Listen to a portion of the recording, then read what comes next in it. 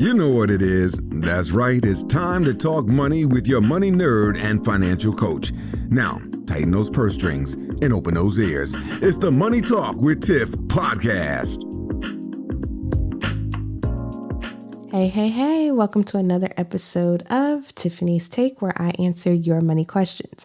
If you want your question answered on the podcast, go to www.moneytalkwitht.com/ask Tiffany, and I'll be happy to answer. So the question today is, how do you recommend having talks about money with my spouse or family and household members? So this can be a very sensitive topic for some people, depending on the dynamics of the situation. So I'll give you some tips on how to get the conversation started.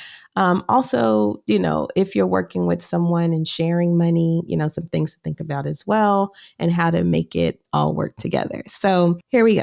Number one, make sure you have an open and honest conversation about money. So maybe you can start the conversation by discussing what your goals are, such as saving for retirement, paying off debt, whatever the case may be.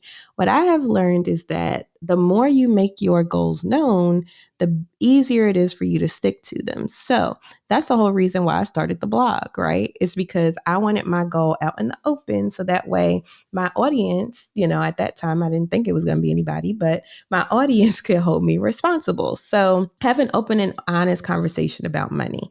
Let them know where you are, what you're struggling with, what you're doing good at. Maybe you all have things that you can, you have traits and stuff where you can work together to make things better. Maybe somebody's good with numbers and somebody's not, but you all aren't having a conversation about that.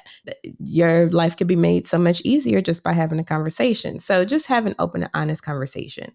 Next, set expectations. So if you're working with someone on money and you all are, combining money or really closely tied together with money, then discuss who will be responsible for different tasks related to the money management, such as budgeting, monitoring the investments, so on and so forth. Now, of course, this should be a joint thing, which I will get to in the next tip, but make sure that, play on each other's strengths. So if somebody's really good at budgeting, let them do the budgeting and, make sure that you're involved, of course, but let them take the lead on it. It's okay. Or if someone's good at investments, let them take the lead on investments. Make sure you're involved, but have them take the lead, So you can definitely work together with, your spouse or other household members in order to make sure everybody's money is flowing right.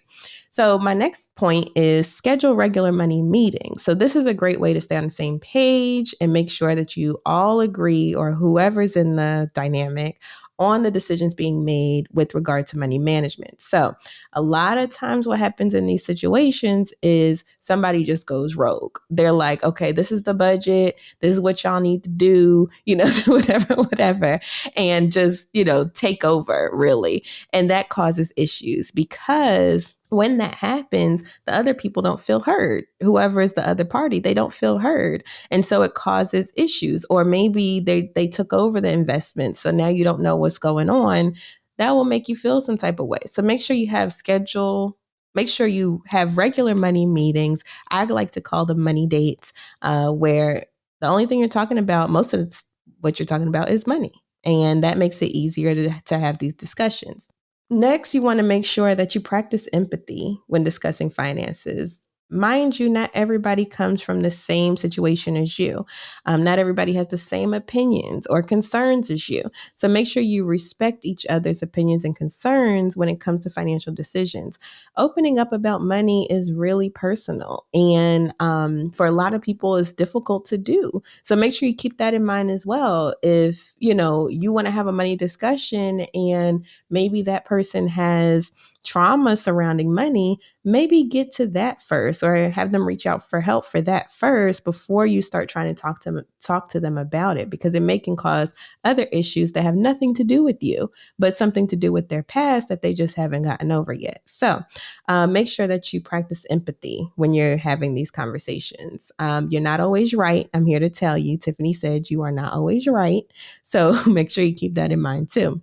So with that being said, make sure you have a plan for handling disagreements. So establish an agreement ahead of time on how to handle disagreements that may arise when talking about the finances. So let's say, for instance, you are a couple and you're going through your monthly budget, you're on your money date, and somebody has a goal that's super important to them, but the other person doesn't see that it's important. Have something in place where you take the decision making away from the both of you. So you have something that you already agreed on, like, okay, this is how we would handle a situation like this. And you can just go back to that document, say, hey, we came up with this. This is how we're going to handle it, versus waiting until the situation happens. And then it's like, no, we need to do it my way. No, we need to do it your way. No, we need to do it and then now it's an issue. So have a plan for handling disagreements about budgeting or investing or whatever the case may be.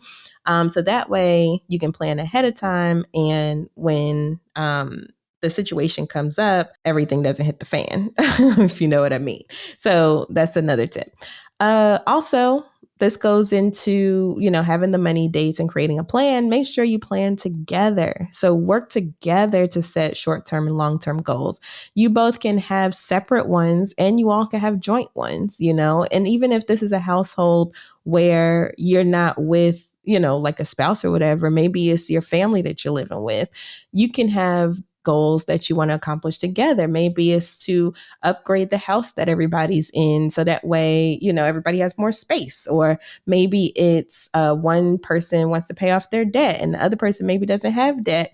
How can we work together to make this happen? So just think about, what type of goals you want to put in place. And if you are confused about goals, the month of January, I did a whole month of just goal-based episodes. So go back to January, Tiffany's Takes, so Tuesday's episodes, and it's all about goal setting and how to create goals, what to think about when you're creating goals, how to stick with them. I covered the gamut. So go back and listen to those. Excuse me. So go back and listen to those if you have any questions about goal setting. But hopefully that answered your question about how to have money talks with spouse, family, or household members.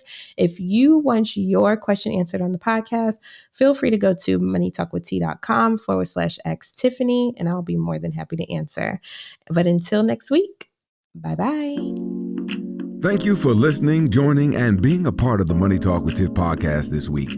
You can check Tiff out every Thursday for a new Money Talk podcast. But if you just can't wait until next week, you can listen to previous podcast episodes at moneytalkwitht.com or follow Tiff on all social media platforms at Money Talk with T. Until next time, spend wise by spending less than you make. A word to the money wise is always sufficient.